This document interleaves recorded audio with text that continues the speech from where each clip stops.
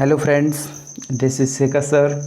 Welcome you my online YouTube channel Aspire English Adda. Friends, as we know, we have already discussed about the important TGT author John Galsworthy and related MCQs from important book as Ranjit Singh and youth competition. So आज हम discuss करेंगे previous question paper. जो previous question paper हैं revision के लिए बहुत ही महत्वपूर्ण है हमारी एग्ज़ाम की दृष्टि से, जो हमारे नेक्स्ट एग्ज़ाम के लिए बहुत ही बेनिफिशियल होंगे, क्योंकि प्रीवियस क्वेश्चन पेपर में हर एंगल क्वेश्चन दिए गए होते हैं और हर एंगल क्वेश्चन को सॉल्व करने की समझ विकसित होती है। तो आगे चलते हैं। आज 2021 का फर्स्ट पेपर है, उसे समझते हैं किस तरीके से क्वेश्चन आए थे और उनको कैसे समझा जाए। So first question is given here. पहला क्वेश्चन दिया गया है, which of the following is mismatched. तो इसमें जो है चार ऑप्शन दिए गए हैं, which of the following is mismatched. Option first है William Shakespeare, true love. William Shakespeare की रचना है ट्रू लव। विलियम शेक्सपियर की कार्पे डीम भी है। विलियम वर्ड्सवर्थ का है रिवॉल्यूशन। विलियम वर्ड्सवर्थ का है रिटन इन अर्ली स्प्रिंग।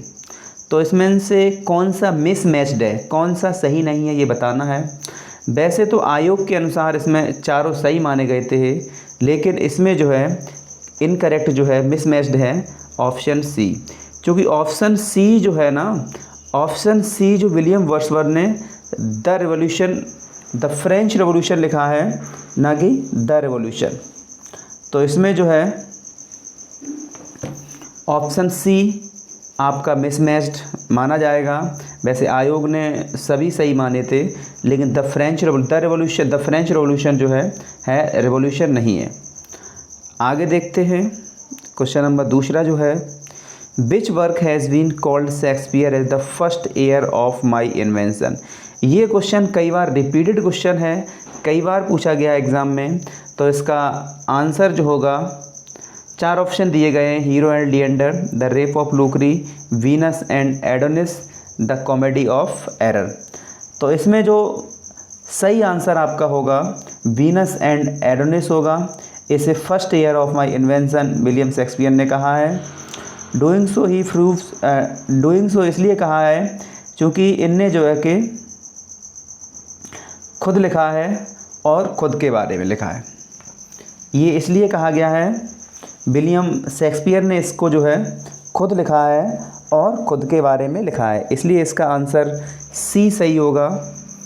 इसका आंसर सी सही होगा, ये जो है करेक्ट आंसर है। चलिए आगे देखते हैं। Question number 3, the character Ophelia and गर्टूड appear in the Shakespeare's play. तो बहुत ही इजी और आसान क्वेश्चन है। ये जो है कि चार ऑप्शन दिए गए, King Lear, Hamlet, Othello, Macbeth. तो ये हैमलेट इसका बी ऑप्शन सही होगा। इसमें जो है कि ऑफिलिया और गर्टूड जो है प्रिंस हैमलेट की माँ होती है, और जो है ऑफिलिया जो है इसकी जो है विलव्ड होती है।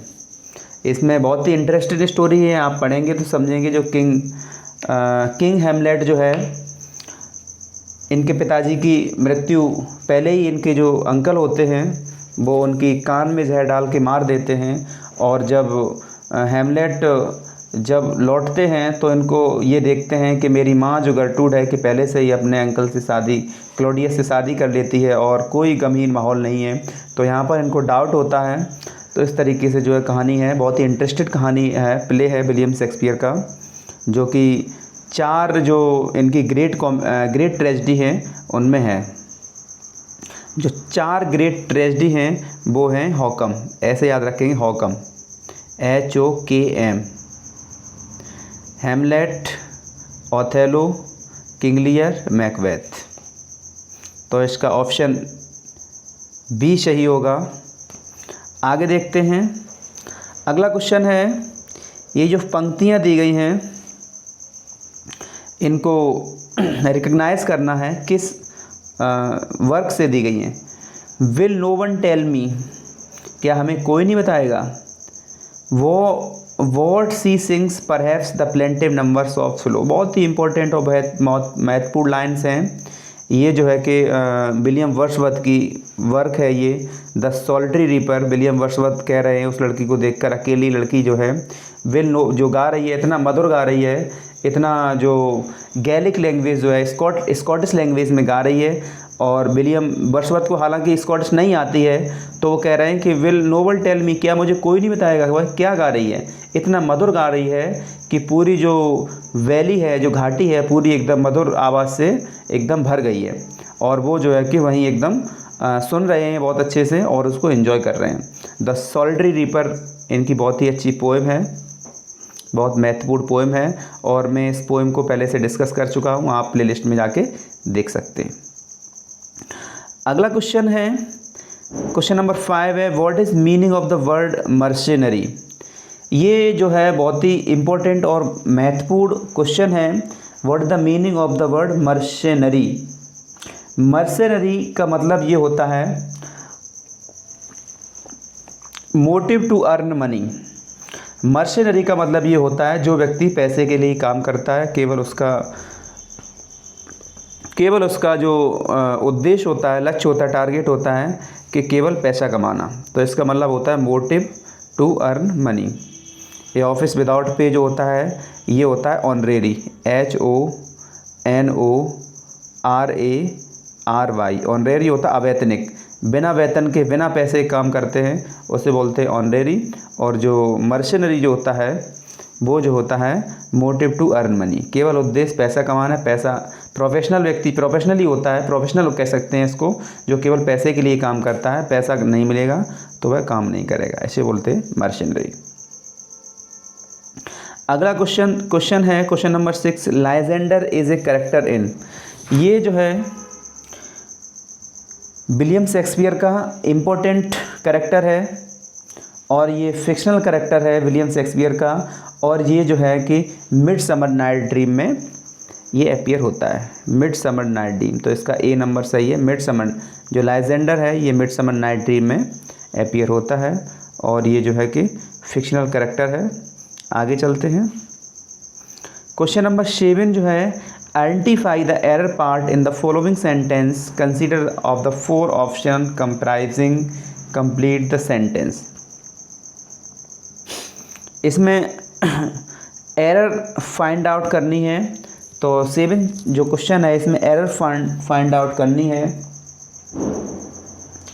इसमें जो है कि राजीव वाज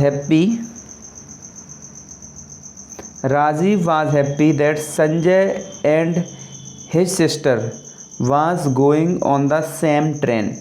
इसमें बहुत ही इजी मिस्टेक दी गई है। इसमें संजय एंड हिज सिस्टर ये सब्जेक्ट 2 हैं। जब 2 सिंगुलर सब्जेक्ट एंड से जुड़े होते हैं तो वर्ब आती है आपकी प्लूरल, और यहाँ पर दी गई है वो सिंगुलर। ये है गलती, यहाँ पर होगा वर।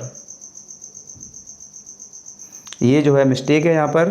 क्वेश्चन नंबर 7 में जो है ये सब्जेक्ट वर्ब एग्रीमेंट का क्वेश्चन है, सब्जेक्ट वर्ब एग्रीमेंट टॉपिक का क्वेश्चन है। बहुत ही इंपॉर्टेंट और महत्वपूर्ण रूल है। जब 2 सिंगुलर सब्जेक्ट एंड से जुड़े होते हैं तो वर्ब आती है आपकी प्लूरल।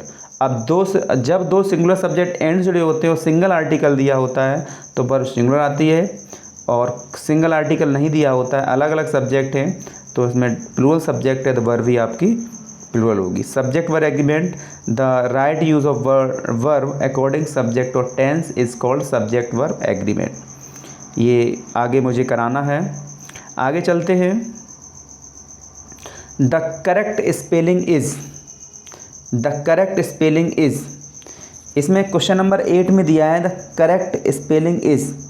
तो इसमें करेक्ट स्पेलिंग जो है ENCR/PT,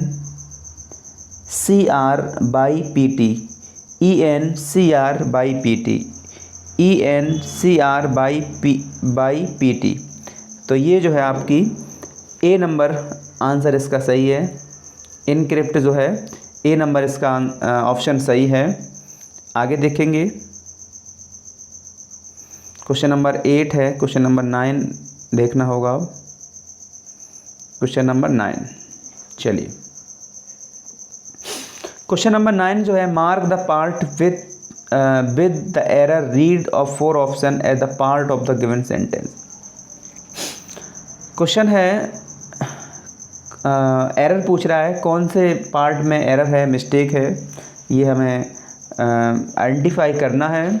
तो हम देखेंगे, each cigarette which a person smokes does some harm and eventually you may get a serious disease from its effect. तो इसमें जो है कि ऑप्शन सी जो है रॉन्ग है। इसमें जो है some harm and eventually you may get इसमें ऑप्शन सी इसलिए रॉन्ग है। यहाँ पर जो है ऑप्शन सी में मिस्टेक है। अब समझेंगे क्या मिस्टेक है।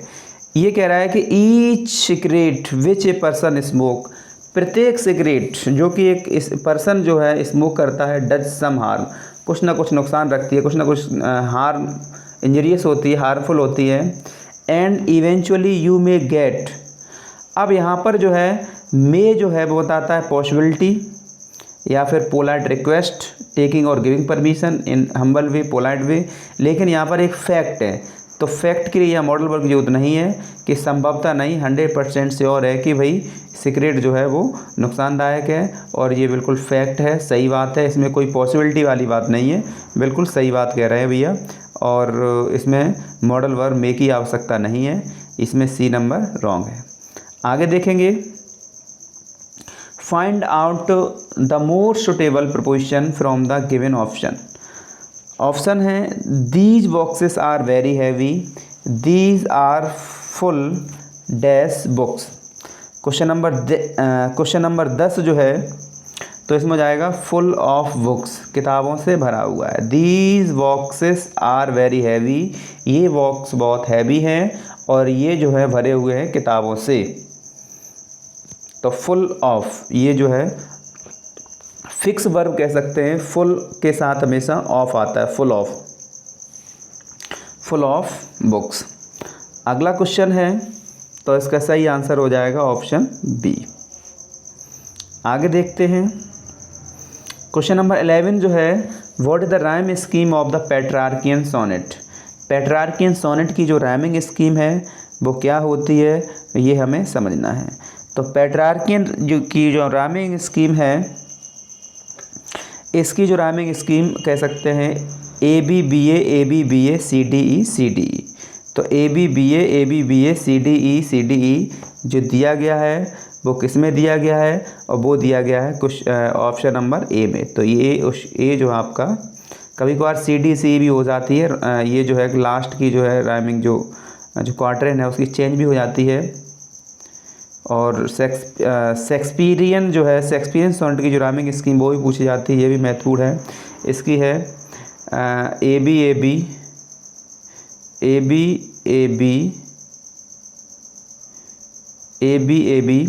CD EF GG, इस तरीके से है ABAB CD EF GG। ये विलियम शेक्सपियर की राइमिंग स्कीम है। तो 11 नंबर का क्वेश्चन नंबर ए आपका ठीक है। 12 नंबर देखेंगे, mark the part with the error, read the 4 option as the part of the given sentence. 4 option दिए गए हैं, आपको जो है एरर ढूंढनी है, किस पार्ट में एरर है। तो क्वेश्चन है, it was Meera who suggested that you be at the entrance to welcome each delegate on their arrival. तो क्वेश्चन नंबर 12 में बहुत ही जो है इजी क्वेश्चन दिया गया है। इसमें जो है सब्जेक्ट जो है इट वाज मीरा, ये मीरा थी। हु सजेस्ट किया है that you be at the entrance, तुम्हें होना चाहिए था एंट्रेंस पर to welcome each delegate on their arrival. तो यहाँ पर जो है कि देयर जो है ये जो है प्लूरल सब्जेक्ट होगा तभी इसका प्रोनाउन प्लूरल आएगा, लेकिन यहाँ पर जो सब्जेक्ट मीरा है वो है आपका सिंगुलर। तो यहाँ पर सिंगुलर के लिए या फिर तो हर करो या फिर तो ही करो, ये नहीं होगा, इसमें डी ऑप्शन रॉन्ग है। आगे देखेंगे, अगला क्वेश्चन है which of the following authors has written the lines to wit to a merry notes while greasy Joan doth keel the plot. तो ये जो लाइन्स हैं किसके द्वारा लिखी गई हैं? क्वेश्चन नंबर 13 का जो आंसर है, ये जो लाइन्स हैं ये जो हैं विलियम शेक्सपियर के द्वारा लिखी गई हैं। और ये बहुत ही ये जो है लाइन्स जो हैं विंटर सॉन्ग है which is executively read as a poem. तो यहाँ पर जो है ये जो है विलियम शेक्सपियर की बहुत ही महत्वपूर्ण और पॉपुलर लाइन है। तो इसका सही ऑप्शन हो जाएगा ऑप्शन डी। आगे देखेंगे अगला अगला क्वेश्चन नंबर 14। तो 14 क्वेश्चन पूछ रहा है which of the following poems is not written by John Galsworthy. Question number 14 जो है कौन सी पोएम जो है जॉन गाल्सवर्दी ने नहीं लिखी है? तो इसमें जो पोएम है admonition to a traveller. Admonition to a traveller is not written by John Galsworthy. ये जो वर्क है ये विलियम वर्ड्सवर्थ का वर्क है। ये जो ऑप्शन नंबर डी जो है ये जो है विलियम वर्ड्सवर्थ का वर्क है। और डेवन टू मी ये गाल्सवर्दी के द्वारा लिखी गई हैं। और रसिया अमेरिका ये भी गाल्सवर्दी के द्वारा लिखी गई है। पास्ट ये भी गाल्सवर्दी के द्वारा लिखी गई है। लेकिन ये जो है एडमोनाइशन टू ए ट्रैवलर ये जो है ये नहीं लिखी गई है। तो ऑप्शन डी इसका सही हो जाएगा। आगे देखते हैं Coxon is a character. Question number 15 में जो है कॉक्सन जो एक करेक्टर है ये किस में है? और ये जो है कॉक्सन करेक्टर जो है ये है ऑप्शन नंबर ए जस्टिस में। इसका ए नंबर आंसर सही होगा। जस्टिस में करेक्टर है जो कि जॉन गाल्सवर्दी के द्वारा लिखा हुआ एक जस्टिस जो है प्ले है, महत्वपूर्ण प्ले है जस्टिस में। और कॉक्सन करेक्टर इसमें पाया जाता है। अगला क्वेश्चन नंबर 16। इसमें जो है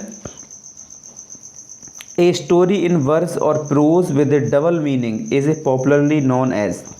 एक स्टोरी होती है, एक वर्स होता है या प्रोज भी हो सकती है, इसका मीनिंग डबल होता है, वो जाना जाता है एक सटायर की तरह जाना जाता है, आयरनी की तरह जाना जाता है, फेबल की तरह जाना जाता है कि एलेगरी की तरह जाना जाता है। क्वेश्चन नंबर 16 का सही आंसर होगा तो इसका ये जो है सही आंसर होगा एलेगरी। एलेगरी मतलब सी। इसका एक सरफेस मीनिंग होता है, एक इंटरनल मीनिंग होता है, एक एक्सटर्नल मीनिंग, इसके डबल मीनिंग होते हैं। ये जो आपका होगा क्वेश्चन नंबर 16 का सी एलेगरी। एलेगरी कह सकते हैं।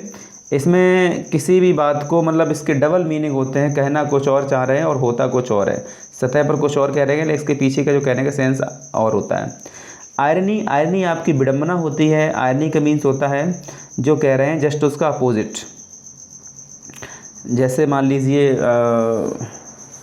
जो कॉलरिस का जो है the rhyme of ancient manner है, उसमें जब उसका शिप जो है बड़े से जो आइसबर्ग में फंस जाता है तो वहाँ पर पंक्तियाँ दी गई हैं water is water water water everywhere water but there is nothing even a single drop to drink. पानी चारों तरफ दिख रहा है लेकिन पीने के लिए जो है एक बूंद भी नहीं है। अपनी भाषा में कह सकें तो कह सकते हैं कभी सर्दी कभी गर्मी ये कुदरत के नज़ारे, प्यासे वो बैठे हैं जो दरिया के किनारे। तो कहने का मतलब ये कहना चाह रहे हैं कि भाई दरिया के किनारे बैठे हैं, समंदर के किनारे बैठे हैं, झील के किनारे बैठे हैं और तब भी प्यासे हैं। तो ये आयरनी होती है। सटायर मतलब व्यंग हो सकता है किसी भी बात को हास्यास्पद व्यंग मार दो, किसी पर कटाक्ष कर दो। फेबल होता है, एनिमल्स स्टोरी होती हैं जो कोई मोरल लेसन देने के लिए कहीं जाती हैं। तो इसका जो सही आंसर है क्वेश्चन नंबर सी। अगला क्वेश्चन है क्वेश्चन नंबर 17। क्वेश्चन नंबर 17 देखेंगे, which of the following authors has written the lines. ये लाइन्स जो हैं किसने लिखी हैं, कौन से ऑथर ने लिखी हैं। For fear of which hear this thou is unbred ere you were born was beauty's summer dead. Question number 17 जो है ये बहुत ही इम्पोर्टेंट और महत्वपूर्ण लाइन है जो विलियम शेक्सपियर ने लिखी हैं। ये लाइन जो है 104th जो सोनेट है शेक्सपियर का, 154 सोनेट ने लिखे हैं और जो कि पब्लिश्ड हुए हैं इनके 1609 में पब्लिश हुए हैं विलियम शेक्सपियर के। अगला क्वेश्चन जो है 18 है। अगला क्वेश्चन 18 है। 18 बता रहे हैं, which poem of Wordsworth does the line occur our birth is but sleep and forgetting अगर। ये विलियम वर्ड्सवर्थ की बहुत ही महत्वपूर्ण और बहुत ही इम्पोर्टेंट लाइन है। ये जो लाइन जो है ये इमोरलिटी ओड की लाइन है। इसमें जो है जीवन और मृत्यु के बारे में बताया गया है। Our worth what is sleep and forgetting occurs, यानी कि हमारा जो जन्म है एकमात्र जब but sleep and forgetting occurs. इसमें बहुत ही फिलोसफिकल और बहुत ही गहराई बताई गई है इन लाइन में और इस वर्क में, इमोरलिटी ओड में। तो इसका सही आंसर हो जाएगा आपका ऑप्शन डी। अगला क्वेश्चन है question number 19। In the classification of Shakespeare's plays in which the category does the two gentleman of Verona came. इसमें जो है कि क्वेश्चन नंबर 19 जो है बहुत ही अच्छा क्वेश्चन है। ये जो लाइन है टू जेंटलमैन ऑफ वरोना जो है falls under the early comedies, William Shakespeare की अर्ली कॉमेडीज़ है और ये जो है लगभग 1590 से और 94 के बीच में लिखी गई है और फर्स्ट फोलियो में 1623 में पब्लिश हुई है और जो है ये बहुत ही जो है महत्वपूर्ण है। तो ये जो है अर्ली कॉमेडीज़ में आता है आपका, तो इसका क्वेश्चन जो है आंसर ए आपका सही हो जाएगा। अर्ली कॉमेडीज़ में आता है ये टू जेंटलमैन ऑफ वरोना। आगे चलते हैं क्वेश्चन नंबर 20 से लेकर के 23 तक। Following sentence have been the transform as per direction given their brackets, choose the correct sentence from the choice given. इसमें 4 ऑप्शन दिए गए हैं जिसमें से आपको करेक्ट चूज़ करना है। The apple was too sour to eat, यानी कि एप्पल इतना ज़्यादा है कि खाया नहीं जा सकता है, खाने के लिए बहुत ज़्यादा है। तो इसका रिमूव टू है। The apple was very sour, the apple was extremely sour to eat, the apple was so sure that it can not be eaten, the apple was so sure that it could not be eaten. तो इसका सही answer जो आपका होगा, इसमें पूछ रहा है कि टू हटाना है, इसको टू हटाना है। तो इसमें जो सेंटेंस में जो दिया गया है, हालांकि ये जो है आप देखेंगे ये दोनों सेंटेंस सही लग रहे हैं, ये स्ट्रक्चर अकॉर्डिंग दोनों सही हैं, लेकिन यहाँ पर जो है सेंटेंस पास्ट में है, तो पास्ट में है तो कैन का कोड हो जाएगा, तो ये पास्ट वाला ही सही होगा, ये कैन वाला सही नहीं होगा। वैसे ये सेंटेंस ये भी सही है, लेकिन ये प्रेजेंट में नहीं, अगर ये प्रेजेंट में दिया होता तो ये वाला सही होता और पास्ट में दिया है तो ये वाला सही है। चूँकि TOO है, इसको हटाकर सो लगाते हैं और यहाँ पर ये वाला टू जो है दैट, जो कि सब्जेक्ट नॉन लिविंग है, तो इट से शुरुआत कर दी यहाँ से। तो इसका क्वेश्चन का आंसर डी नंबर सही होगा। अगला क्वेश्चन है the president appointed him governor, the president appointed him governor. तो इसका पैसिव वॉइस पूछ रहा है, the governor was appointed by the president. He was appointed by the president. He was appointed governor by the president. Question number 21 जो है इसका जो सही पैसिव वॉइस जो होगा आपका, चूँकि इसमें जो है ऑब्जेक्ट क्या है सब्जेक्ट क्या है ये समझ के हम समझ सकते हैं। हिम जो है ऑब्जेक्ट है, ये यहाँ पर हिम जो है ऑब्जेक्ट है, ये बन जाएगा सब्जेक्ट, और ये सब्जेक्ट है ये बन जाएगा ऑब्जेक्ट। ये पास्ट इंडेफिनिट है तो पास्ट इंडेफिनिट पास्ट कॉन्टिन्यूस यानी वाज वर्क बन के लगेगा। तो यहाँ पर जो है ही वाज अपॉइंटेड, अब क्या अपॉइंटेड, गवर्नर, किसके द्वारा अपॉइंटेड, प्रेसिडेंट के द्वारा। तो यहाँ पर आपका क्वेश्चन नंबर सी आपका यहाँ पर सही हो जाएगा रूल के अकॉर्डिंग। आगे देखेंगे, अगला क्वेश्चन पूछ रहा है who would not love his country. इसमें आपको बताना है कि एसर्टिव सेंटेंस यानी कि सिंपल सेंटेंस पूछ रहा है who would not love his country. ये सेंटेंस इंटेरोगेटिव है यानी कि हु वुड नॉट, कौन अपने देश को प्रेम नहीं करता। इसका मतलब सभी लोग अपने देश को प्रेम करते हैं। तो इसमें आंसर दिया है everybody would love his country, everyone should love his country, hardly anyone would love his country, some people may not love his country. तो इसमें सही जो आंसर है आपका क्वेश्चन नंबर 22 का जो सही आंसर है, तो इसमें जो आंसर दिया गया है इसमें नॉट जो है हटा देंगे तो इसका पॉजिटिव सेंटेंस जो बनेगा, नेगेटिव वाला तो होगा ही नहीं। तो everyone would love his country यानी कि अपने देश को प्रेम हर कोई करे। अगला क्वेश्चन है क्वेश्चन नंबर 23। पैसिव में दिया गया है, एक्टिव में पूछ रहा है why should they be blamed by you, why should they be blamed by you. तो इसका जो फॉर्मूला है पैसिव में दिया गया है, चूँकि ये शुड जो है यहाँ शुड जो है ये मॉडल वर्ब है, और जब should modal verb can could will would shall should may might need accustom to ये सब दिए गए होते हैं तो बी लग के पैसिव वॉइस बनता है, और जब एक्टिव बनेगा तो बी आपका हट जाएगा। तो वाई का इंटेरोगेटिव वाई रहेगा, शुड का शुड रहेगा, ऑब्जेक्ट जो है वो सब्जेक्ट बन गया है। ब्लेम्ड पैसिव में थर्ड फॉर्म आती है तो ब्लेम्ड है तो यहाँ पर फर्स्ट फॉर्म हो जाएगी, और ये सब्जेक्ट दे जो है वो ऑब्जेक्ट देम हो जाएगा। तो क्वेश्चन नंबर ए आपका सही है और 3 ऑप्शन इसके जो है ये गलत है। आगे चलते हैं, आगे देखते हैं question number 24। Jack Warthwick is a character in. Question number 24 है जैक वार्थविक जो है कैरेक्टर किस में है, तो ये जॉन गाल्सवर्दी का एक बहुत ही फेमस और फर्स्ट प्ले है सिल्वर बॉक्स जो 1906 में आया था।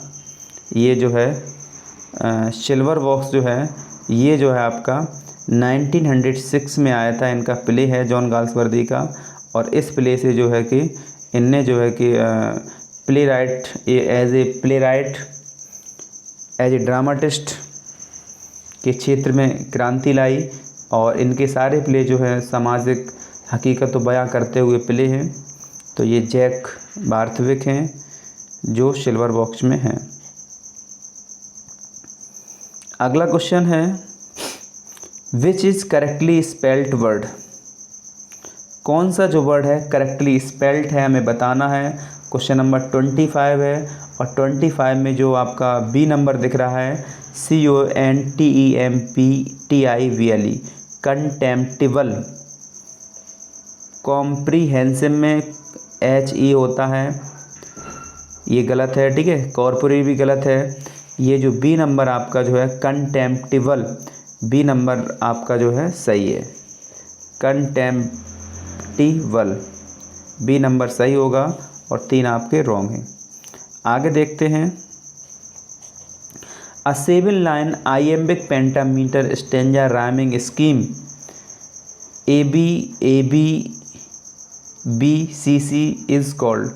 जो 7 लाइन आइएम्बिक पेंटामीटर जो होता है क्वेश्चन नंबर 26 जो है इसका जो है इसे बोलते हैं राइम रॉयल, इसको जो है राइम रॉयल बोलते हैं।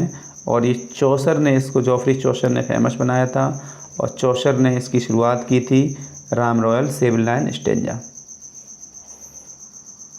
जो कि आइएम्बिक पेंटामीटर में होता है।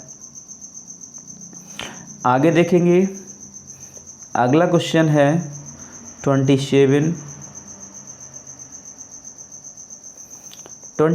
क्वेश्चन में पूछ रहा है which of the following works is not written by John Milton. कौन सा वर्क जो है जॉन मिल्टन ने नहीं लिखा है। बहुत ही अच्छा क्वेश्चन है। तो इसमें ऑफ एजुकेशन जो है जॉन मिल्टन ने लिखा है। एरोपेज का भी बहुत इनका महत्वपूर्ण वर्क है, लिखा है। ऑन शेक्सपियर भी लिखा है, चूँकि शेक्सपियर को तो ये गुरु मानते थे। ये जो क्वेश्चन नंबर डी है, अल्मा और the progress of the mind, ये जो है जॉन मिल्टन के द्वारा नहीं लिखा गया है। आगे देखेंगे question number 28, Wordsworth the borders जो है वो क्या है, अंडर द कैटेगरी ऑफ। जो वर्ड्सवर्थ का द बॉर्डर्स जो है ये अकेला इनका प्ले है, अकेला प्ले है, तो ये वर्स प्ले है। प्रोज प्ले तो हो ही नहीं सकता, इनने प्रोज तो लिखा ही नहीं है, क्योंकि ये इनने वर्स जो है ज़्यादा लिखे हैं, और वर्स के मामले में ही वर्ड्सवर्थ को जाना जाता है। तो इसका सही आंसर हो जाएगा question number C, verse play. The border जो है और इनका एक सिंगल और लॉन्ली प्ले भी माना जाता है, याद रखेंगे हमेशा। द बॉर्डर्स जो है इनका अकेला और सिंगल प्ले है, और कैसा प्ले है, वर्स प्ले है। आगे देखेंगे, Milton's on Shakespeare was published in. जो मिल्टन का ऑन शेक्सपियर जो है वो कब पब्लिश हुआ था, तो ये हुआ था, इसका सही आंसर है 1630। मिल्टन का जो ऑन शेक्सपियर है 1630 में ये जो है पब्लिश हुआ था। बहुत ही महत्वपूर्ण वर्क है इनका। आगे देखेंगे, identify the error part in the following sentence. Error part को आपको आइडेंटिफाई करना है। Consider of the 4 option comprising the complete sentence. 4 option दिए हैं, इसमें जो है आपको सही आंसर देखना है। Neither my brother nor my brother in law. इसमें जो है ना तो मेरा भाई और ना तो मेरे brother in law were able to help me in the work. तो इसमें जो है क्वेश्चन नंबर 30 जो है, क्वेश्चन नंबर 30 में सी सही होगा। सी जो आंसर है वो सही होगा, क्योंकि इसमें सी में जो गलती मिस्टेक दी गई है, वर नहीं आएगा इसके साथ। नाइदर के साथ नॉर, ना तो मेरे भाई ने और ना तो मेरे ब्रदर इन लॉ ने मदद की इस वर्क में। तो यहाँ पर जो है ये जो है नाइदर नॉर, आइदर और नॉर के बाद जो सेकंड सब्जेक्ट जो होता है, लास्ट वाला फर्स्ट वाला जो नियरेस्ट सब्जेक्ट होता है, उसके अकॉर्डिंग वर्ब आती है। इसमें नियरेस्ट जो वर्ब है माई ब्रदर इन लॉ, जो कि सिंगुलर है, तो वर्ब भी यहाँ पर सिंगुलर आनी चाहिए। इस तरीके से ये गलत हो जाएगा। ये भी सब्जेक्ट वर्ब एग्रीमेंट रूल का पार्ट है। इसमें जो है सेकंड सब्जेक्ट या नियरेस्ट सब्जेक्ट कह सकते हैं, और इसमें एक जो रूल होता है, कुछ वर्ड से अगर 2 सब्जेक्ट जुड़े हों विद, जैसे मान लीजिए विद हो गया आपका, with, together with, including with, accompanied with, as well as, along with, and not, ये सारे वर्ड दिए होते हैं। तो इसमें जो वर्ब आती है फर्स्ट सब्जेक्ट के अकॉर्डिंग आती है।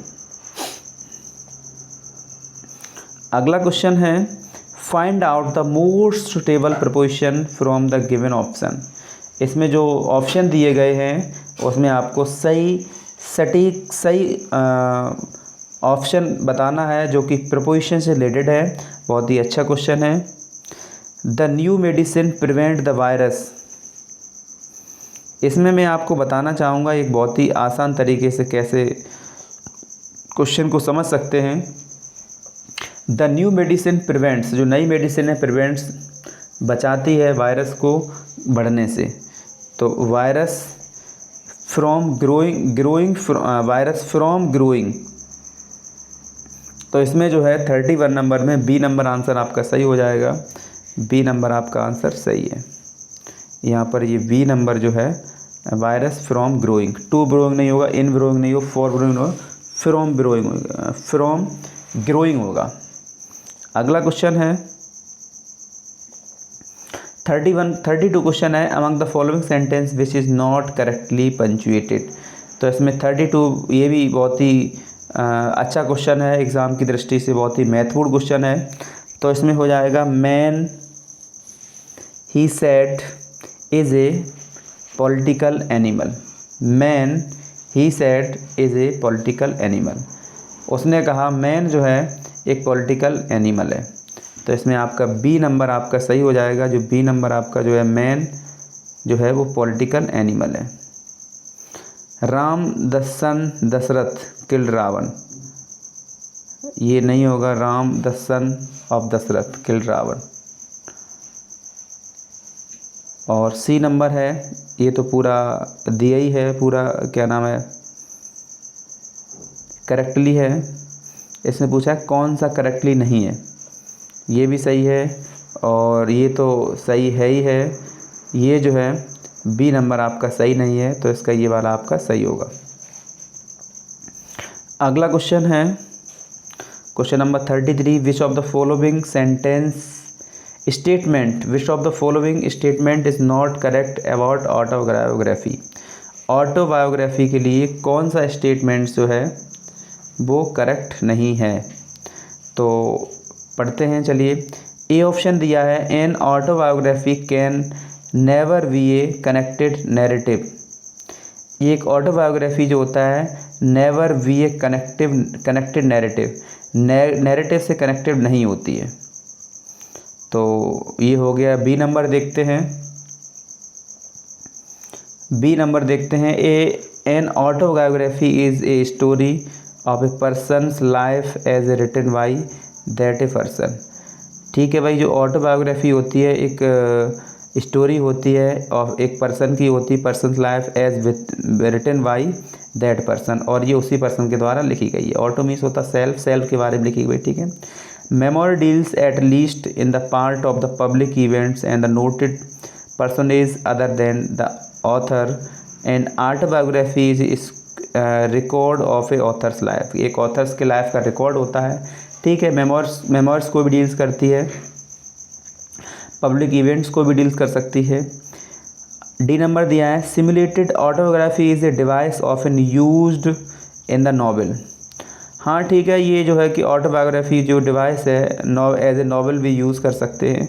लेकिन जो ये ए नंबर जो दिया गया है आपका, an autobiography can never be connected with narrative. क्या नैरेटिव नहीं हो सकती है? नैरेटिव हो सकती है, प्रोज फॉर्म में हो सकती है, पोइट्री फॉर्म में हो सकती है, इसमें कोई बाउंडेशन नहीं। लेकिन जो ऑटोबायोग्राफी है वो होनी चाहिए हमेशा खुद की लाइफ के बारे में होनी चाहिए। ऑटो मीन्स होता सेल्फ, बायोग्राफी जीवनी, खुद के जीवन के बारे में जब कोई व्यक्ति लिखता है तो ऑटो, जब दूसरे के बारे में लिखता है अदर पर्सन तो केवल बायोग्राफी होती है। अगला क्वेश्चन है क्वेश्चन नंबर 34 है which of the following works of John Galsworthy puts forward John Galsworthy's ideas on the drama. यानी कि कौन सा जो वर्क है जॉन गाल्सवर्दी का, puts the forward John Galsworthy's idea on the drama. जो आइडियाज़ ऑन द ड्रामा, यानी कौन सा वर्क है जिनसे जो है कि ड्रामा के आइडियाज़ गाल्सवर्दी ने लिए हैं। तो ये भी बहुत ही अच्छा और इम्पोर्टेंट क्वेश्चन है, महत्वपूर्ण क्वेश्चन है। इसमें जो है द इन ऑफ ट्रैंक्विलिटी है। द इन ऑफ ट्रैंक्विलिटी जो है यहाँ से जो है गाल्सवर्दी ने ड्रामा के आइडिया को लिया है और यहीं से जो है कि उन्होंने कॉपी करके उसको फॉलो किया है। द इन्स ऑफ ट्रैंक्विलिटी, बहुत ही अच्छा क्वेश्चन है। अगला क्वेश्चन है choose one word from the option which describe the phrase most accurately incapable of being redeemed of evil and beyond correction. Question दोबारा समझेंगे। Incapable of being redeemed from evil beyond correction. तो ये 35 question का answer D आपका सही होगा। इनकरेजिबल, incapable of being redeemed, यानी कि इनकरेजिबल जिसको सुधारा, बियॉन्ड करेक्शन जो करेक्शन से बियॉन्ड है, जिसका करेक्शन इसमें सुधार नहीं, असुधार योग जिसमें सुधार नहीं हो सकता है। तो इसका आंसर डी आपका सही हो जाएगा। और करेजिबल जो होता है जिसको सुधारा जा सकता है, कैन बी करेक्टेड, और इनकरेजिबल जो है जिसको सुधारा नहीं जा सकता है, बियॉन्ड करेक्शन, जो करेक्शन के बियॉन्ड है। अगला क्वेश्चन है क्वेश्चन नंबर 35 हो गया। क्वेश्चन नंबर 37 देखेंगे। क्वेश्चन नंबर 37 जो है आपका 37 में 36 जो है ये हो गया आपका 35 हो गया है ना, 36 देखिए। इसमें जो है पैसेज दिया गया है फिलअप करने के लिए, तो इस पैसेज को सबसे पहले हमें समझना है। तो इसमें आपको सही प्रीपोजिशन भरना है। तो ये पैसेज है, buildings do not make dash university. तो इसमें जो है 4 ऑप्शन दिए गए हैं 36 में, एन, ए, द, वन। तो buildings do not make a university, क्योंकि यूनिवर्सिटी जो दिया गया है ये जो जब हिंदी में जब हम इसे प्रोनाउंसिएट करेंगे तो यू आ रहा है यूनिवर्सिटी, जो कि आपका जो है वोवेल साउंड नहीं है, तो कॉन्सोनेंट साउंड दे रहा है, तो इसमें ए यूनिवर्सिटी आएगा। बिल्डिंग्स जो है एक यूनिवर्सिटी नहीं बनाती है। इट इज़ द टीचर, ये टीचर होते हैं, टीचर होता है, और उसमें जो है स्कॉलर्स जो हैं स्टूडेंट्स होते हैं। इसमें ऑप्शन में क्या दिया है देखते हैं, एक मिनट। एम्प्लॉइज़, ऑफिसर, पपिल्स, पपिल्स होते हैं सिस, यानी कि जो पपिल्स होते हैं और टीचर होते हैं वो बनाते हैं। And their pursued knowledge which the soul of a university. तो which the soul of university यानी कि 38, तो 38 का दिया है विच मेक यानी कि दोनों मिलके बनाते हैं। Which make the soul of university, the university the century of, the university the century of the यानी कि 39 दिया है। 39 सोशल दिया है, ह्यूमन दिया है, नेशनल दिया है, और दिया है आपका इंटेलेक्चुअल। तो इसका आपका डी नंबर सही होगा, इंटेलेक्चुअल, यानी कि 39 जो दिया गया है, century of the intellectual, life of a country, the healthy roots of a national life are be found the people यानी 40 नंबर में दिया गया है आपका दे, यू, वी, हु। तो 40 नंबर इसका आंसर जो आपका होगा सही, क्वेश्चन नंबर ए, दे, चूँकि प्लूरल है दे तो प्लूरल होगा। दे आर, चूँकि आर भी दिया है, प्लूरल दिया गया है, तो are the well spring of the national awakening, they are the spirit have behind revolutionary dash of society. तो 41 का आंसर दिए गए हैं, इसके ऑप्शन दिए गए हैं। मोमेंट्स तो हो जाएगा इसका 41 का हो जाएगा आपका moments, B number, moments of society. When we give education we start a ferment of a debate and discussion first. तो 42 का सही आंसर है बी, प्रिंसिपल्स। अगला क्वेश्चन दिया गया है, out of the given alternatives fill the gaps in the following sentence. सही gap को फिल करना है। Dash is a connected narrative of author's life with the stress of introspection. यहाँ पर देखिए क्वेश्चन कितना घुमा के पूछा गया, इंट्रोस्पेक्शन। इंट्रो मतलब होता है खुद के बारे में, अंदर खुद के बारे में बात करें। तो खुद के बारे में बात करते हैं तो हम बात करते हैं यहाँ पर ऑटोबायोग्राफी की, और ऑटोबायोग्राफी आपका दिया है बी नंबर, तो बी नंबर आपका हो जाएगा सही। इज ए कनेक्टेड नैरेटिव, ये कनेक्टेड होती है, नैरेटिव होती है of the author's life, author's की लाइफ की, with some stress on introspection, और कुछ स्ट्रेस हो सकता है, दबाव अपने इंट्रो मतलब अंदर खुद के बारे में। जब अंदर खुद के बारे में देखता है तो व्यक्ति ऑटोबायोग्राफी ही लिखता है। अगला क्वेश्चन है, identify the error part of the following sentence, consider the 4 option comprising complete sentence. The number of people applying were so large that the college had to stop issues application. बहुत ही easy question है और बहुत ही महत्वपूर्ण question है। इसमें जो B number जो दिया गया है अप्लाइंग वर सो, क्योंकि द नंबर ऑफ पीपल जो है ये आपका सिंगुलर वर्ब को फॉलो करता है और ए नंबर ऑफ पीपल जो होता है वो आपका प्लूरल वर्ब को फॉलो करता है, याद रखेंगे। तो यहाँ पर बी नंबर आपका जो है गलत है, चूँकि वर दिया गया है और द नंबर ऑफ पीपल दिया गया है, ए नंबर ऑफ पीपल होता है, तो यहाँ पर होता है आपका सही। अगला क्वेश्चन है choose the one word from the option which describe the phrase most accurately. To vanish from one's country, question number 45 दिया गया है to vanish from one's country, तो इसका हो जाएगा एक्सपैट्रिएट।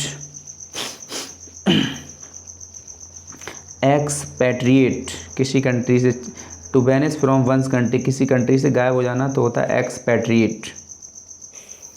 अगला क्वेश्चन है